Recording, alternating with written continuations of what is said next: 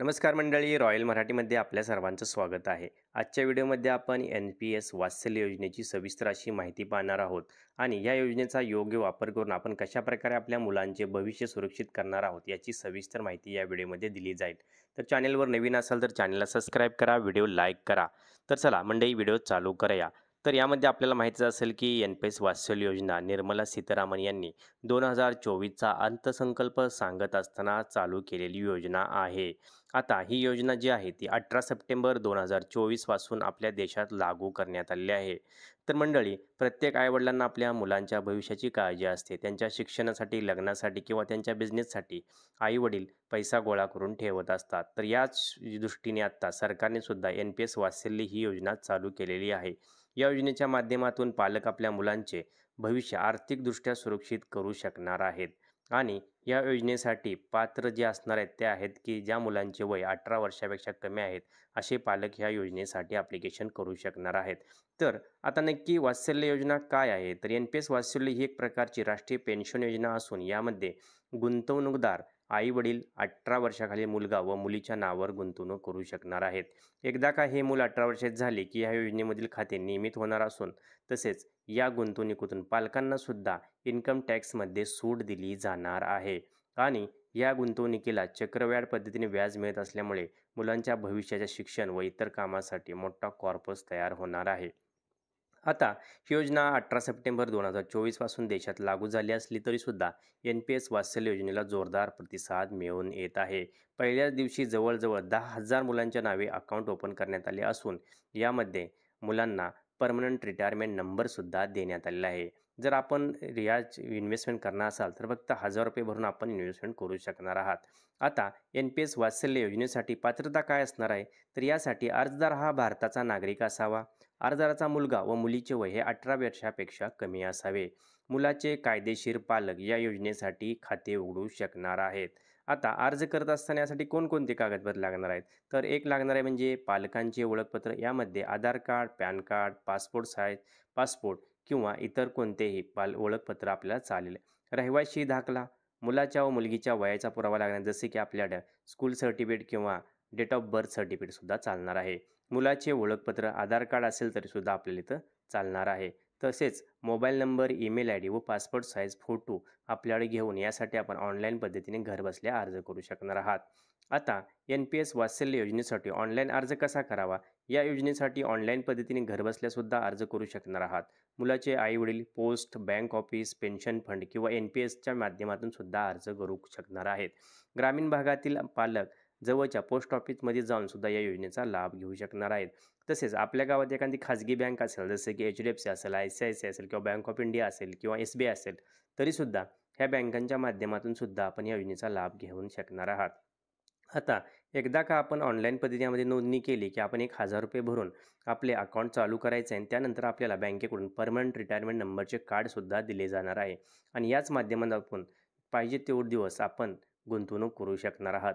आता ऑनलाईन अर्ज करताना खालील आपल्याला स्टेप फॉलो करायचे आहे. सर्वात प्रथम आपण NPS पोर्टलवर जायचं आहे तिथं आणि गेल्यानंतर आपल्याला या वेबसाईटला व्हिजिट द्यायची आहे. nenps.nsdl.com किंवा nps.kfintech.com या वेबसाईटला व्हिजिट द्यायची आहे. त्यानंतर आपले नवे अकाउंट ओपन करण्यासाठी रजिस्ट्रेशन या पर्यायावर क्लिक करायचं आहे. पॅन नंबर, आधार कार्ड किंवा मोबाईल नंबरसह विचारलेली सर्व माहिती भरा आणि रजिस्ट्रेशन प्रक्रिया पूर्ण करायची आहे. नंतर बँकेकडून एकदा KYC पूर्ण करून घेतल्यानंतर आपल्याला PRAN म्हणजेच परमनंट अकाउंट नंबरसुद्धा दिला जाणार आहे. सर्वात प्रथम आपल्याला ₹1000 भरायचे आहे आणि मॅक्सिमम आपण पाहिजे तेवढी रक्कम ह्यामध्ये भरू शकणार आहात. तर आता या योजनेच्या माध्यमातून आपण जर प्रत्येक वर्षी ₹10,000 जमा केले तर किती निधी आपला जमा होणार आहे? तर त्याचं जर आपण कॅल्क्युलेटर केलं तर आपल्याला पुढे असं दिसून येतं. योजनेत प्रत्येक वर्षी ₹10,000 जमा केल्यास मुलगा किंवा मुलगी 18 वर्षाचे होईपर्यंत किमान 10% प्रतिवर्ष या दराने ₹5,00,000 जमा होणार आहेत.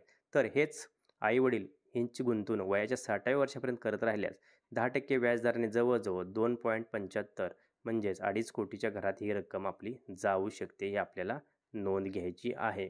तर ह्या योजनेच्या माध्यमातून आपल्याला सांगू इच्छितो की ही एक चांगली योजना आहे. मी तुम्हाला आता या योजनेसाठी एक कॅल्क्युलेटर ओपन करून दाखवत आहे. त्या माध्यमातून पाहूया की आपण किती इन्व्हेस्टमेंट केल्यावर किती रक्कम होईल. आता मंडळी मी इथं एन-पी-एसचे कॅल्क्युलेटर ओपन केलेले आणि याच्या माध्यमातून मी तुम्हाला दाखवतो, की मंथली जर आपण एवढी इन्व्हेस्टमेंट केल्यावर किती अमाउंट होणार आहे.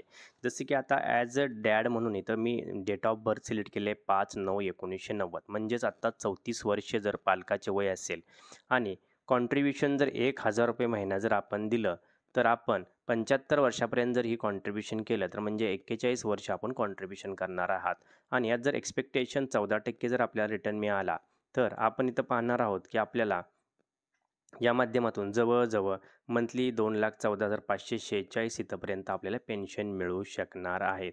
म्हणजेच आपण जर इथं बघितलं आता, तर आपल्याला दिसून येत आहे की इथं आपली इन्व्हेस्टमेंट जी होणार आहे, ती होणार आहे जवळ-जवळ ₹4,92,000 आणि या माध्यमातून आपल्याला टोटल 2,60,00,000च्या आसपास आपल्याला टोटल कॉर्पस ह्या योजनेतून मिळणार आहे. याची सविस्तर माहिती आपल्या इथं खाली दिसत आहे. टोटल इन्व्हेस्टमेंट 4,92,000 टोटल कॉर्पस 2,60,00,000 आसपास होतो. 2.60 करोड 2,60,00,000 म्हणता येईल आपल्याला आणि टोटल गेन जर आहे ते 2,55,00,000 आपल्याला इथं दिसून येत आहे. अशा प्रकारे आपण जर इथं कॅल्क्युलेटरची लिंक मी डिस्क्रिप्शनमध्ये दिली आहे. डिस्क्रिप्शनमध्ये जाऊन आपण सविस्तर माहिती घेऊ शकणार आहात आणि आपण मंथली किती इन्व्हेस्टमेंट किती वर्षासाठी करू शकणार आहात याची सुद्धा कॅल्क्युलेशन आपण करायचं आहे. आता आपल्याला एक प्रश्न पडत असेल की एन-पी-एस वात्सल्य योजनेच का घ्यावी? कारण याच्या माध्यमातून लाँग टर्म फायनान्शियल सिक्युरिटी मिळणार आहे. लोअर कॉन्ट्रिब्युशन अमाउंट आहे म्हणजे ₹1000 सुरुवात करू शकता आपण.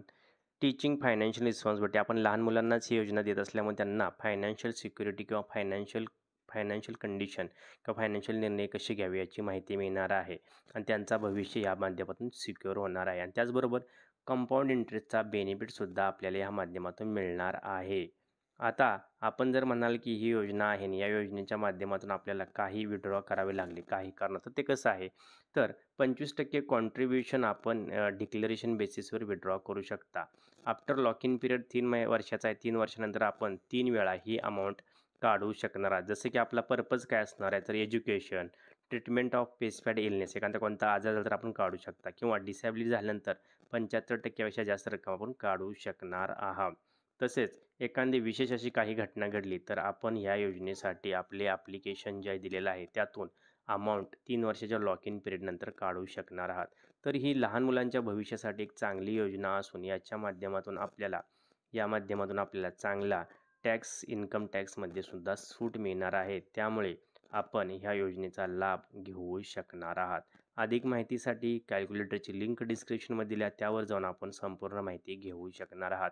तर मित्रांनो या योजनेसंदर्भात काही प्रश्न शंका असतील तर जरूर आम्हाला कळवा आणि एन-पी-एस वात्सल्य योजनेचा वापर करून आपल्या मुलांचे भविष्य नक्की सिक्युअर करा. व्हिडिओ शेवटपर्यंत पाहिल्याबद्दल आपल्या सर्वांचे हार्दिक आभार. जय हिंद, जय महाराष्ट्र.